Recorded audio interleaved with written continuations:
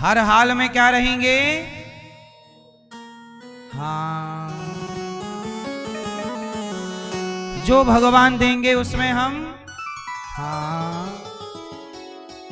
तेरे फूलों से भी प्यार, तेरे कांटों से भी प्यार, तू जो भी देना चाहे दे दे मेरे सर दे दे कोई बाबड़ राज। जो हो रहा है उसमें भगवान की कोई इच्छा है। तेरे फूलों से भी प्यार, तेरे कांटों से भी प्यार।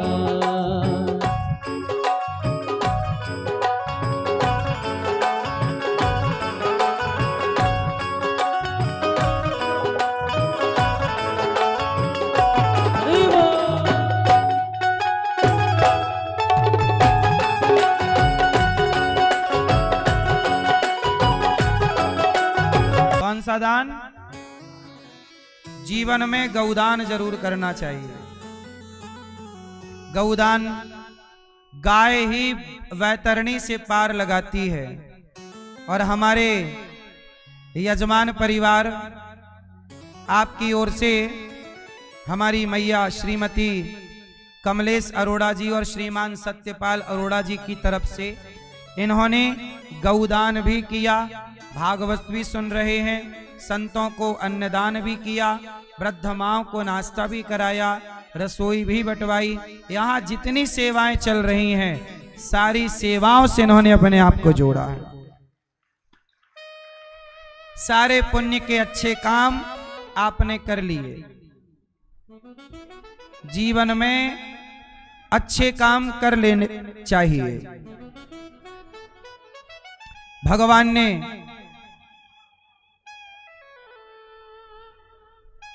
नृग का उद्धार किया। आपसे मेरी प्रार्थना है कि आप भी मरने से पहले कुछ काम आपको कर लेने चाहिए। पहला काम, आप भी गौदान कर लो। गौरी गोपाल गौशाला में आप आओ, गायों को रोटी खिलाओ, गुड़ खिलाओ, चारा खिलाओ, गौदान करो।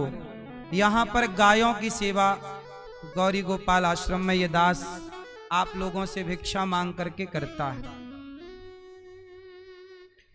गौरी गोपाल आश्रम में सारी सेवाएं चल रही हैं। आप भी गौदान कीजिएगा।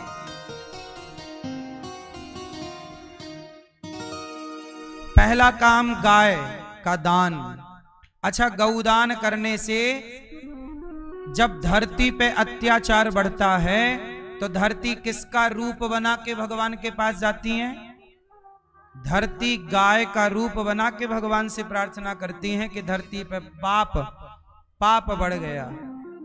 तो कहते हैं गौदान करने से संपूर्ण धरती दान करने का पुण्य प्राप्त हो जाता है। इसलिए गाय का दान, जब नंद बाबा ने सुना कि मेरे बुढ़ापे में पुत्र हुआ तो पुत्र के नाम से नंद बाबा ने गौदान किया। आप अपने पुत्र के नाम से भी गौदान कीजिए ताकि गौ माता की कृपा से आपके बच्चे के जीवन में कोई संकट हो तो वो टल जाए। गौदान करने से संकट नहीं होता, गौ माता सारे संकटों को टाल देती।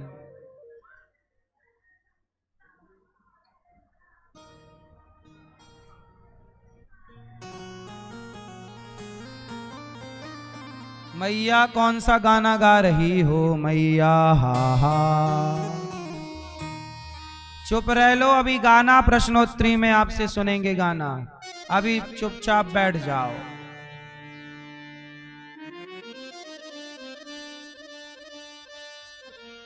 सुनो, भगवान श्री कृष्ण यही कहना चाहते हैं, बेटे का जन्मदिन हो, बेटी का जन्मदिन हो। पहले के जमाने में पिता जब कन्यादान करता था तो बेटी को गाय देता था कि नहीं? पहले बेटी के साथ गाय जाती थी और बेटी ससुराल में उस गाय को देखकर ये कहती थी कि ये मेरी मायके की गाय है। उसका उस गाय से संबंध था, कोई साथ चले ना चले गाय चलती थी। इसलिए हर पिता कन्यादान जब करता है तो कन्यादान पूरा तब होता है जब कन्यादान के साथ गौदान हो। हर पिता बेटी के दान में गौदान देता कि नहीं? ये रिवाज है या नहीं? बोलो मेरी माँ। आज बेटियों के विवाह में गौदान होता है?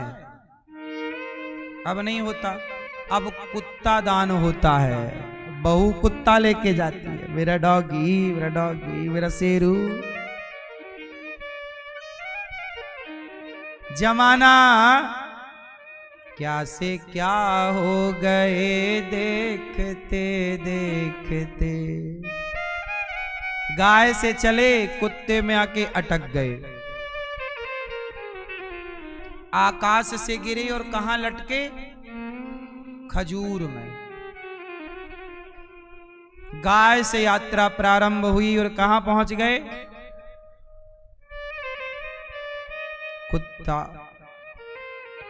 गौदान होता है कि कुत्ता दान? इसलिए जीवन में एक बार गौदान जरूर कीजिएगा। बेटी के विवाह में, पुत्र के जन्म पर पुत्र के नाम से, ये जीवन में होने वाला संकट। पहले आपने देखा होगा अकाल मृत्यु कम होती थी, पहले नहीं के बराबर थी। क्यों? पहले सबके घर में गाय थी और गाय का एक सिद्धांत होता, यदि आपके घर में गाय है और गाय की यदि आपने सेवा की सही सही, यदि आपके गाय की सेवा आपके घर पे हो रही है और आपके घर में कोई संकट आने वाला है, माना कि किसी की अकाल मृत्यु आने वाली है, तो गाय वो मृत्यु अपने ऊपर लेकर गाय मर जाती है और उस घर की रक्षा करती है। गाय को ऐसे ही माता नहीं कहते।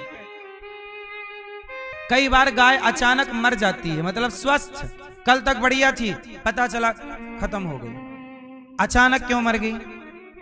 घर पर आने वाला संकट पहले गाय पर आता है। गाय उस घर की रोटी खाती है, उस घर का चारा खाती है, तो गाय भगवान से कहती है, प्रभु इस घर ने मुझे शरण दी है, आश्रय दिया है, इस घर पर कोई संकट आए तो जैसे माँ कहती है मेरे पुत्र पर कोई संकट आए तो पहला वो मेरे से होता हुआ गुजरे, ऐसे ही गाय कहती है मैं माता हूं तो बच्चों पे कोई संकट आए उसके पहले मेरे से होता हुआ गुजरे।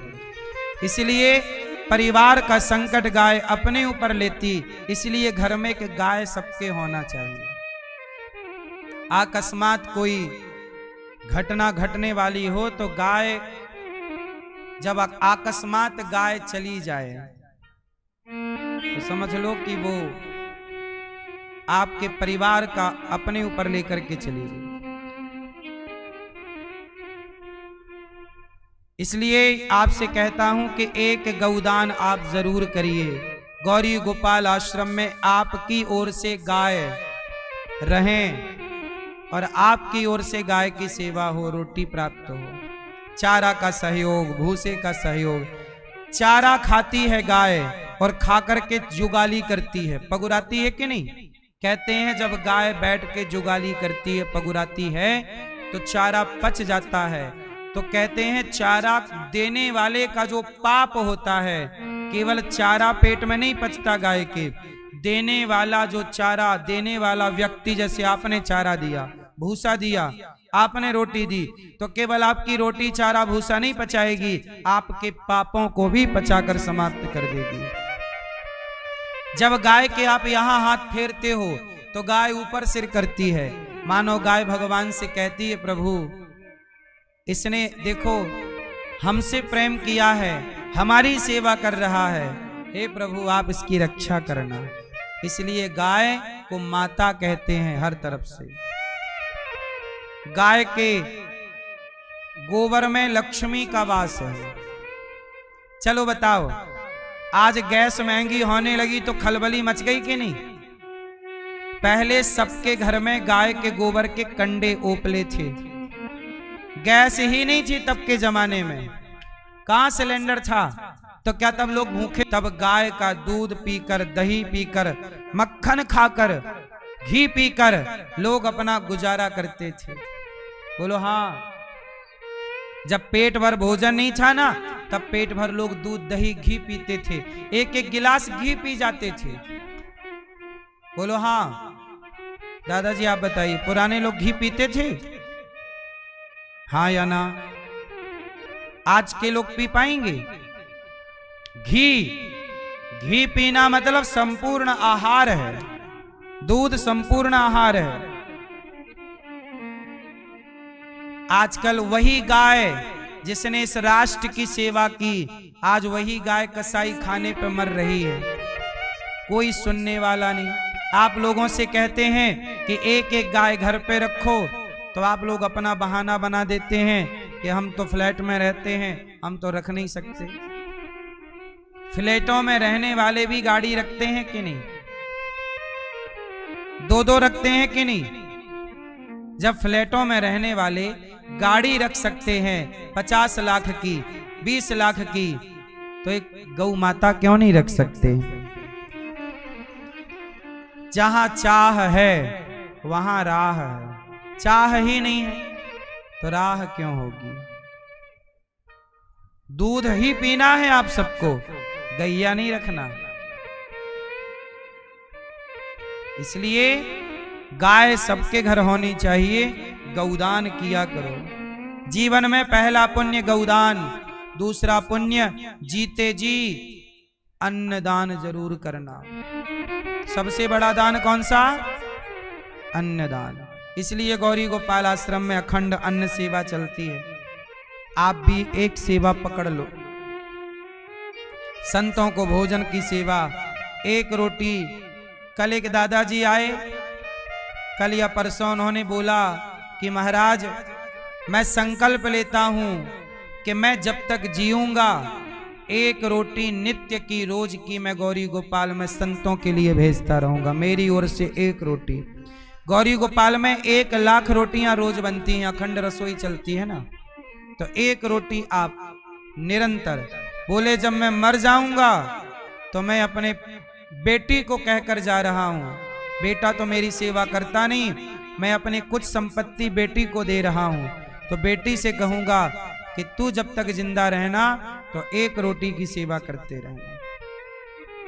आप लोग बच्चों को प्रॉपर्टी दे के जाते हैं, अच्छी बात है, एक जिम्मेदारी भी तो देकर जाओ कि बेटा तुम्हें ये जिम्मेदारी दे रहे हैं कि तुम एक रोटी की सेवा गौरी गोपाल में करते रहो।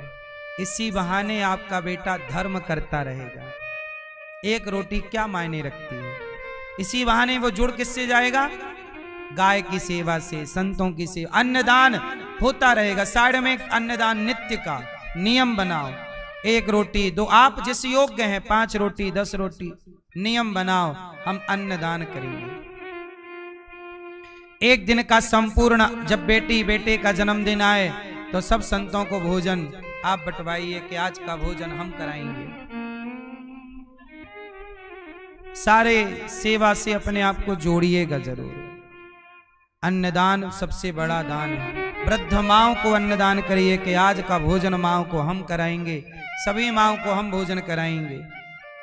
312 वृद्ध माएँ हैं, नाश्ता आप कराइए माओं को, भोजन आप कराइए। ये बूढ़ी माओं का कौन सहारा है? सब छोड़कर अपने बच्चे चले गए, आप भी छोड़ देंगे सेवा तो कौन रोटी देगा इन माओं को? कौन सहारा बनेगा? आप भी रोटी जरूर दीजिएगा मेरी माँ, अन्नदान कीजिएगा। कल यहाँ पर देखा अपने 21 बेटियों का विवाह हुआ। आप भी इन बेटियों के विवाह में अभी 25 अप्रैल को फिर यहाँ पर लगभग 20 बेटियों का, 20 से अधिक ही होंगी, फिर बेटियों का विवाह होगा। किसी का घर बसाने से कितना सुकून मिलता है ना, कितनी बढ़िया नींद आती है कि चलो आज कुछ अच्छा हो गया इस शरीर से। बोलो हाँ। जीवन में सुख पाना चाहते हैं तो किसी बेटी का घर बसाओ, किसी का घर बसाओ, उजाड़ो मत। कल यहाँ इतनी बेटियों का घर बसाया गया। आपके सहयोग से आपको मैं धन्यवाद देता हूँ। कि आपके सहयोग और आशीर्वाद से यहाँ इतनी बेटियों का विवाह संपन्न हुआ। भगवान ने राजा नृग पर कृपा की। आप भी गौरी गोपाल आश्रम में जो बेटियों का विवाह होगा 25 अप्रैल को फिर से आप भी एक बेटी का कन्यादान जरूर कीजिए और एक बेटी का सहारा जरूर बनिएगा। राजा नृग पर कृपा की, पांडुरंग काशीराज द्विविद पर कृपा की। जरासंध के जेल से भगवान ने 20,800 राजाओं को मुक्त किया।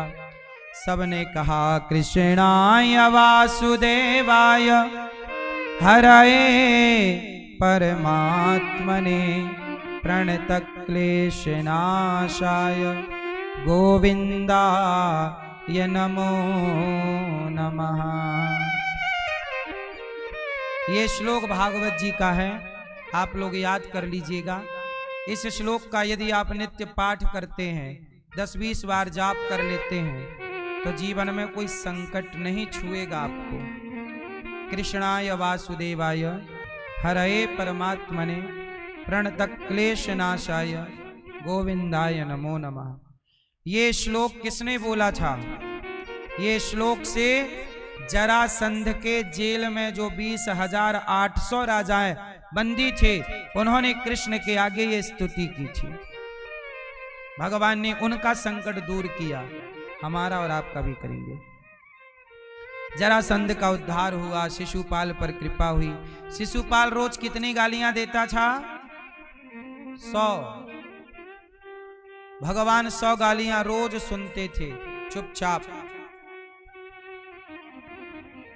आप भी 2-4 गालियां सुन लिया करो। जरूरी नहीं है हर बात का रिप्लाई करना, जरूरी नहीं है हर बात का जवाब देना। भैया जरूरी है? क्या जरूरत है बोलने की? जहां बोलना जरूरी है वहां जरूर बोलिए, जहां आवश्यकता ना पड़े वहां क्यों बोलना है? क्या जरूरत है बोलने की?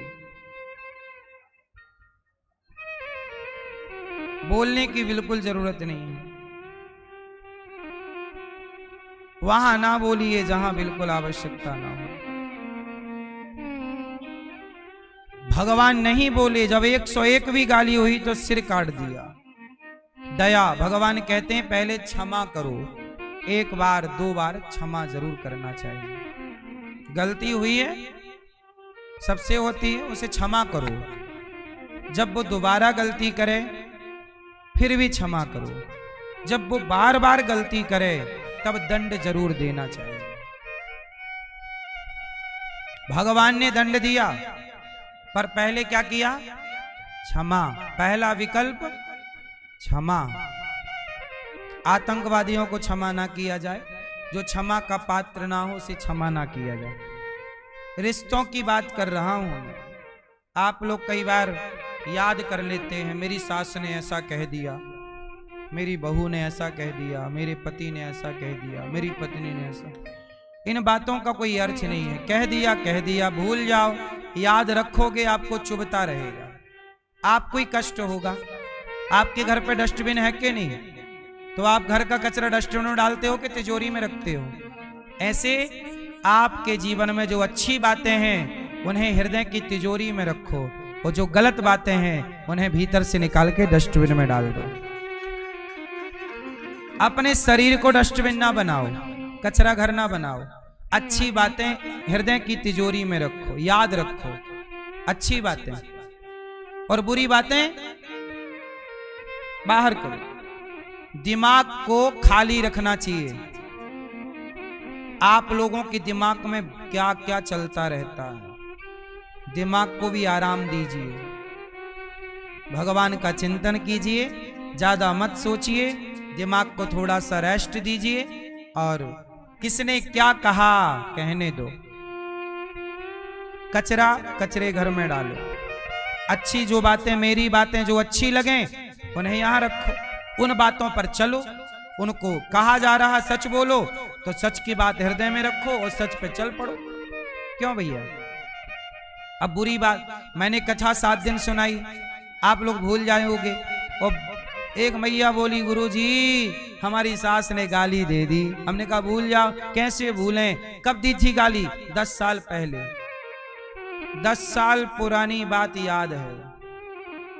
कल कथा में हमने क्या सुनाए, बहुत लोग भूल गए होंगे। अच्छी बात भूल जाते हैं, बुरी बात याद रखते हैं, इसलिए आप बुरे हो जाते हैं, क्योंकि आपको याद बुराई है, आपको याद अच्छाई। जो व्यक्ति, देखो 2 लोग होते हैं, एक चलनी होती है, आटा चालने की चलनी, एक होता है सूपा, सुपड़ा। सुपड़ा समझते हैं? ऐसे सुपड़ा और चलनी में क्या अंतर है बताओ? चलनी अच्छाई को गिरा देती है, अच्छे आटे को गिरा के कचरा कचरा बचा लेती है अपने पास चलनी, और सुपड़ा गंदगी उड़ा देता है और अच्छाई बचा लेता है। तो आप बताओ कि जीवन कैसा हो, चलनी जैसा हो कि सुपड़े जैसा? बोलो। साधु ऐसा चाहिए जैसे सूप स्वभाव, सार सार को गही लहे, थोथा दे उड़ाए। अच्छे लोग ऐसे होते हैं सूपे की तरह, अच्छाई को ग्रहण कर लेते हैं, बचा लेते हैं, और बुराई को उड़ा देते हैं। और बुरे लोग चलनी की तरह होते हैं, अच्छाई को गिरा के बुराई बुराई बचा के रखते हैं। अब आपको डिसाइड करना है कि अच्छाई को ग्रहण करना या बुराई को। दोनों के लिए आप स्वतंत्र हैं। शराब पीने के लिए भी स्वतंत्र हैं और दूध दही पीने के लिए भी स्वतंत्र हैं। क्या पीना है? अच्छाई का रास्ता भी आपके लिए है, बुराई का भी रास्ता आपके लिए। किस पर चलना है? दोनों पर आप चल सकते हैं। अच्छाई पर चलोगे, अच्छी चीजें इकट्ठी होती जाएंगी, बुराई पर चलोगे, बुरे रास्ते पर बुराई इकट्ठी हो जाएगी, और दोनों का परिणाम जाने के बाद प्राप्त हो जाएगा। तो आपको वही मिलेगा जो यहां से कमा कर ले जाओगे। यहां पर केवल दौलत नहीं कमाते आप लोग, अच्छाई और बुराई का धन भी कमाते हो आप लोग। इसलिए सोच विचार के कार्य किया करो कि जो हम कर रहे हैं उससे हम पाप कमा रहे हैं या पुण्य कमा रहे हैं। यहां केवल पैसे और सोना और जमीन जायदाद की कमाई नहीं है, यहां हम पुण्य और पाप कमाने आए हैं। अनिरुद्धाचार्य के पास 2 विकल्प हैं, या तो अनिरुद्धाचार्य पाप कमाए या पुण्य कमाए। अब बताओ मुझे क्या कमाना चाहिए? बोलो, आपको क्या कमाना चाहिए? पुण्य। पर आजकल के लोग कहां चल पड़े? पाप के रास्ते पर। शराब पी करके, क्लबों में जाकर के पराई स्त्रियों के संग नाचेंगे। ये पाप का रास्ता है कि पुण्य का? मांस खाएंगे, बकरा बकरी मुर्गा मुर्गी काटेंगे, खाएंगे, कहेंगे माई लाइफ माई चॉइस। पाप का रास्ता पकड़ लिया। झूठ करेंगे, झूठ बोलेंगे, छल करेंगे, लोगों को लूट लेंगे गलत बात बता के। बोलो हाँ। डॉक्टर बन गए हैं कुछ लोग, तो डॉक्टर बन के वो गलत सलाह दे देते हैं, ऑपरेशन की जरूरत नहीं होती फिर भी कहते हैं करा लो, क्योंकि 2-5 लाख उनके पक जाएंगे। 5 लाख में काट पीट डालते हैं, जबकि वो जानते हैं किसको ऑपरेशन की जरूरत। पर गलत सलाह देने से कई बार जिंदगी खत्म हो जाती है। आप जानकार हैं और आप पैसे के लिए यदि इस रास्ते पर चल पड़े हैं तो ये पाप है। सही काम कीजिए। किसी को गलत सलाह न, आप गलत सलाह दे रहे हैं, यह भी पाप है। क्यों? गलत एडवाइस दे रहे हैं, यह भी क्या है? गलत रास्ता बता देना। सही बताइए। मरीज आपके अधीन है, भैया आप बताओ, करा लो ऑपरेशन, जरूरत नहीं है फिर भी। जहां जरूरत है वहां तो ठीक है। कई बड़े बड़े हॉस्पिटल, मेरे से कई बार डॉक्टर मिले, मैंने उनसे सब पूछा, बातचीत तो मैं करती हूँ सबसे। बड़े बड़े हॉस्पिटलों में पता क्या स्कैम चलता है? बड़े बड़े हॉस्पिटल के लोग डॉक्टरों को बोलते हैं कि आपको महीने में 100 ऑपरेशन तो करने ही है। टारगेट दिया जाता है इतने ऑपरेशन करने। कहां से करें? नहीं है जरूरत तो नहीं, तो भी कर दो। आपको 100 कंप्लीट करना है तो कोई 500 का टारगेट दिया है, इसलिए पहले बच्चा पैदा होता था बिना ऑपरेशन के, जच्चा बच्चा दोनों स्वस्थ रहते थे। आज के 50 साल पहले आप लोग पैदा हुए, जितने बाल पके वाले, बताओ तुम ऑपरेशन से हुए कि नॉर्मल से? बोलो। तब तो तुम्हारी मैया के पेट में बच्चा नहीं घूमता था, आज ही क्यों घूम रहा है? घूम नहीं रहा है, पेट फाड़ने का पैसा मिलता है। नॉर्मल डिलीवरी होगी तो खर्चा आएगा 2-5 हजार, क्यों? और यदि पेट फाड़ के होगा तो 1.5-2 लाख डॉक्टरों को मिल जाता है। और जरा सोचिए कि महीने के यदि 100 ऑपरेशन कर दिए, 100 पेट फाड़ दिए, तो एक में यदि 2 लाख मिला तो कितना हो गया? 2 करोड़ हो गए। अब 2 करोड़ मिल रहे हो तो कौन नॉर्मल ऑपरेशन करेगा? पागल हो क्या? नहीं समझते कि धंधा कैसे किया जाता है? क्यों? ये तो धंधा है साहब। ये हॉस्पिटल के नाम पे इलाज तो ठीक, हम सारे डॉक्टरों को नहीं बोल रहे हैं ऐसा, पर जो कुछ ऐसा करते हैं गलत वो तो है ही। किडनियां तक बेच देते हैं, ये भी आपने अखबारों में, टीवियों पर सुना? बोलो हाँ।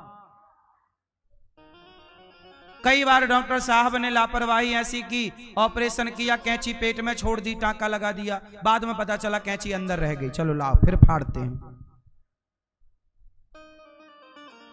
ऐसे पेट फाड़ते हैं जैसा गमछा फाड़ रहे हो अपने पिताजी का। हाँ बोलो हाँ। तो बताओ, एक हॉस्पिटल में 100 ऑपरेशन हुए महिलाओं के, तो 2 करोड़ चित्ते हैं कि नहीं? फिर इसलिए मेरी मां तुम बुद्धू बन जाती हो। नॉर्मल ऑपरेशन करा, मतलब नॉर्मल डिलीवरी से पहले की महिलाएं 8 बच्चे पैदा करती थीं, फिर भी डोकरियां कुएं से पानी भरती और झाड़ू लगाती और तुमसे स्वस्थ रहती। और तुम 2 करने के बाद आ उ ई ए ओ आई औ अम आहा, एक में ही तुम्हारा आ ई उ ई चालू हो जाता है, यहां दर्द वहां दर्द। बोलो हाँ। क्योंकि गलत हो गया आपके साथ। आपके साथ क्या हो गया? पेट फट गया। अब स्वाभाविक है कि कोई चीज फाड़ दी जाए तो जोड़ भी दो कि कैसे रहेगी, प्रभाव तो पड़ता ही है। इसलिए नॉर्मल डिलीवरी ज्यादा उत्तम है। क्या कहते हैं आप लोग, ऑपरेशन वाला ज्यादा अच्छा है कि नॉर्मल वाला? क्या कहती हो मैया, क्या सही लगता है? नहीं मैया, क्या सही है? अब आजकल यही चल रहा है, जब झूठ चल रहा है, ये पाप का रास्ता। इसलिए आप डॉक्टर बनना, पर बेकार का पैसा नहीं। पैसा कमाना अच्छी बात है, ईमानदारी का। जहां जरूरत हो वहां सब करिए, पर जहां जरूरत ना हो तो सही गाइड करिए, सही सलाह दीजिए कि रुक जाओ 2 दिन और नॉर्मल हो ही जाएगा। डॉक्टर ऐसा डरा देते हैं, अभी करना पड़ेगा, नहीं बच्चे के पानी घुस गया मुंह में। वाह, 8 महीने पेट में था तब नहीं घुसा, तुम्हारे पास हम लाए क्या कि पानी घुस गया? अच्छा, ये खुद पानी घुसेड़ रहे हैं क्या? बोले पानी चला गया बच्चे के पेट में, बोले गले में हाथ घूम गई। क्या बहाने हैं, क्यों? ये सब कुछ क्या है? ये तुम्हें डरा धमका के लाओ रुपया, बाप भलो ना भैया, सबसे बड़ो, ये सब रुपया की माया है। साधु संतों को लोग कहते हैं पाखंडी है, ढोंग पाखंड चल रहा है। बताइए, शिक्षा के नाम पे हमारे देश में पाखंड है कि नहीं? कितनी महंगी 2-2 लाख रुपया फीस लग रही है बच्चों की। और स्कूल में जो टीचर पढ़ा रहे हैं प्राइवेट स्कूलों में, उनकी फीस क्या है जाके चेक कर लो। किसी की 10,000, किसी की 20,000, किसी की 30,000, और फीस ले रहे हैं कितनी। शिक्षा के नाम पे सही नहीं चल रहा है ये देश, और स्वास्थ्य के नाम पे तगड़ा घोटाला है। बोलो हाँ। आदमी मजबूर है, सारी जिंदगी कमाता है, आखिरी में बीमार होना है, सारी संपत्ति बाप की कमाई बच्चे बाप के इलाज में लगा के समाप्त कर देते हैं। 0 बटा सन्नाटा हाथ लगता है। बोलो हाँ। क्या है ये, क्यों है ये? पहले आपको गलत चीजें खिला पिला के बीमार किया जाता है, फिर बाद में इलाज के नाम से लूट लिया जाता है। साधु संत को बदनाम करते हैं, लूट लिया। क्या लूट लिया? कौन सी तुम्हारी दौलत लूट ली? यही तो कहा, मांस ना खाओ, गुटखा ना खाओ, सही रास्ते पे चलो, माँ बाप की सेवा करो, यही संत बताते हैं। तो उन्हें पाखंडी कहते हैं। और जो बिना ऑपरेशन का ऑपरेशन कर रहा है वो कौन है? कौन है आप बताओ? क्या वो पाखंड नहीं है? क्या वो गद्दारी नहीं है? सही जानकारी आप नहीं दे रहे हैं, आपको पता है। एडवोकेट के पास जाओ, उसे पता है कि क्या सही जानकारी है। कई बार वो सही दे देगा तो केस 4 दिन में खत्म हो जाएगा, इसलिए वो भी उलझाए रखता है कि चलो 2-4 साल चलेगा, तुमसे ले लेंगे, फिर तुम जाओ। 1 दिन में ही निपटारा हो जाएगा कोर्ट केस का, तो वकीलों का कैसे काम चलेगा बेचारे हैं? तो वो भी फंसाए रखते हैं, 2-4 साल तो चले, 2-4 साल तक आता रहे। ये बात सही है कि गलत है? सब लोग ऐसे हैं, मैं ये नहीं कहता। बहुत लोग ईमानदार भी हैं, डॉक्टर भी और एडवोकेट भी, लेकिन कुछ तो इस रास्ते को अच्छाई के छोड़ के बुराई पर चलते हैं। बोलो हाँ या ना। इसलिए इस देश का भविष्य खतरे में है, क्योंकि यहाँ व्यक्ति अपना स्वार्थ देखता है, राष्ट्र हित, लोगों का हित कोई नहीं देख रहा। लोगों का हित देखोगे तो समस्या जल्दी खत्म होंगी। बोलो हाँ। गौरी गोपाल आप आते हो ना, तो गौरी गोपाल में हर काम समाज के लिए, यहां हर काम चल रहे हैं। देखो, आप आते हो, आपको भोजन मिलता है।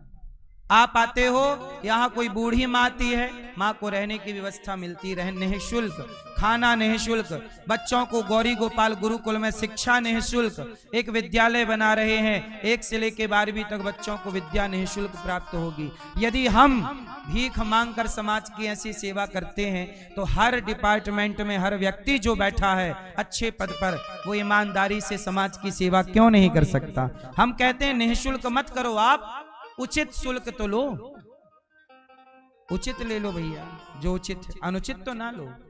बोलो हाँ।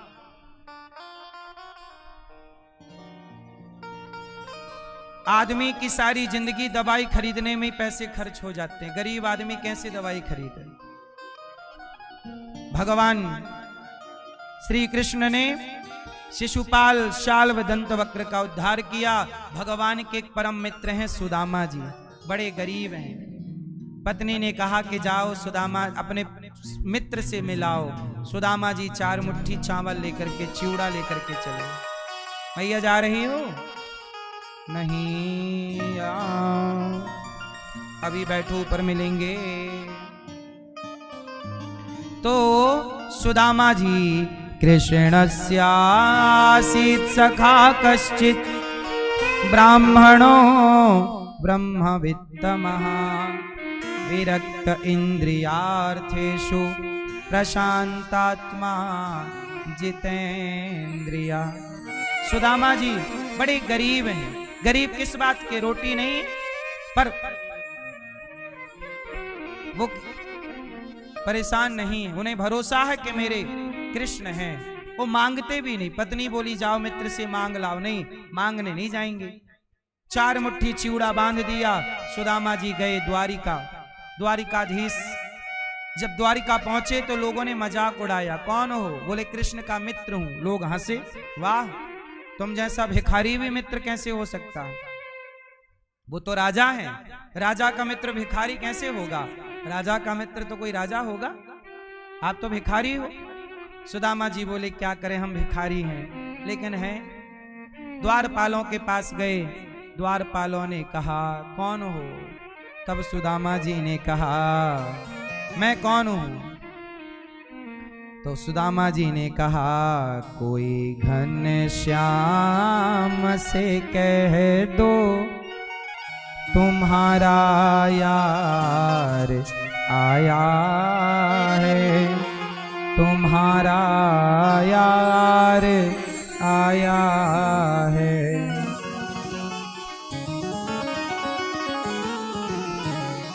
हाँ, कोई घनश्याम से कह दो तुम्हारा यार आया है, तुम्हारा मित्र आया है। सुदामा नाम है मेरा, सखा घनश्याम है मेरा, सखा घनश्याम है मेरा। सुदामा नाम है मेरा, सखा घनश्याम है मेरा। न घबराओ कहो जाकर, दिया है द्वार पर डेरा। रहे हैं साथ कुछ दिन वो, यही अधिकार लाया हूँ, यही अधिकार लाया हूँ। हुई दुर्बल मेरी हालत, पड़े हैं पाँव मैं छाले। निहारो कौन आया है, अरे ओ द्वारिका वाले। सहारा कोई ना भैया, छोड़े संसार आया हूँ, छोड़े संसार आया हूँ। गए द्वारपाल, कहा आपके प्रभु कोई मित्र आए हैं बचपन के, सुदामा नाम बता रहे हैं। जैसे ही सुदामा नाम सुना दौड़ पड़े, सुदामा। कृष्ण दौड़े, सुदामा। सुदामा जी को लगा कि पता नहीं पहचानेंगे कि नहीं। आवाज सुनाई पड़ी, सुदामा सुदामा। भगवान ने सुदामा जी को हृदय से लगाया, आसन पर बिठाए, नेत्रों के जल से चरण धोए। मित्र तुमने देर क्यों लगा दी? सुदामा ने कहा देर हमने कहा, आपके द्वार पे कब से खड़ा था, आपने देर लगाई है। अच्छा कोई बात नहीं, क्षमा करो। नेत्रों के जल बहा रहे हैं भिखारी के लिए, ये भगवान की दयालुता है। वो भिखारी को भी गले लगाते हैं। आज का इंसान इतना मतलबी है कि माँ के पास पैसा ना हो, बाप के पास पैसा ना हो तो मतलबी बेटा माँ बाप को घर से निकाल देता है। लेकिन धन्य है भगवान कि जिनके पास कुछ नहीं, उन सुदामा को भी अपने आसन में बिठा के सम्मान देकर गले लगाकर नेत्रों के जल से पांव धोते हैं। कहा मित्र क्या लाए हो? चावल चिवड़ा छिपाने लगे, भगवान ने छीन लिया और एक मुट्ठी चिवड़ा ग्रहण कर लिया। एक मुट्ठी चावल खाए भगवान, चिवड़ा खाए। एक मुट्ठी चावल खाकर भगवान ने विश्वकर्मा को बुलाया, यहाँ आओ, जाओ सुदामा को धन धान्य से परिपूर्ण कर दो। विश्वकर्मा ने कहा प्रभु क्यों? सुदामा ने आपको क्या दिया है? बोले एक मुट्ठी चावल दिया है। विश्वकर्मा जी बोले प्रभु बस एक मुट्ठी चावल से आप इतना लुटाना चाहते हैं? भगवान बोले मैं अपने भक्त को देता हूं तो मुझे खुशी मिलती है। मेरे भक्त ने मुट्ठी भर चावल दिया, उसके पास जो था उसने दिया, अब मेरे पास जो है मैं दूंगा। इसलिए कहता हूं कि आप भी मुट्ठी भर अन्नदान किया करो। सुदामा जी ने क्या किया? अन्नदान किया। अन्न ही तो दिया, क्या था उनके पास? कुछ नहीं, अन्न था। इसलिए सबसे बड़ा दान भगवान को खुश करना है तो किसी भूखे को भोजन कराइए, किसी साधु को रोटी दीजिए, किसी बूढ़ी माता का सहारा बनिए, किसी माँ को रोटी दीजिए। भगवान खुश ना हो तो कहना। ये देखो ये मैया गौरी गोपाल आश्रम में ये मैया रहने के लिए आई हैं। ये माँ गौरी गोपाल आश्रम में रहती हैं। मैया कहाँ से आई हो मेरी माँ? राया से। राया। हाँ। घर पे कौन कौन है मैया? बेटा बेटी? बेटा बेटी कोई नहीं, जन्म नहीं लिया बेटा बेटी को। बेटा नहीं है? कुछ भी नहीं है। बेटी भी नहीं? नहीं, कुछ भी और नहीं। पति? पति में तो बच्चे न होने के कारण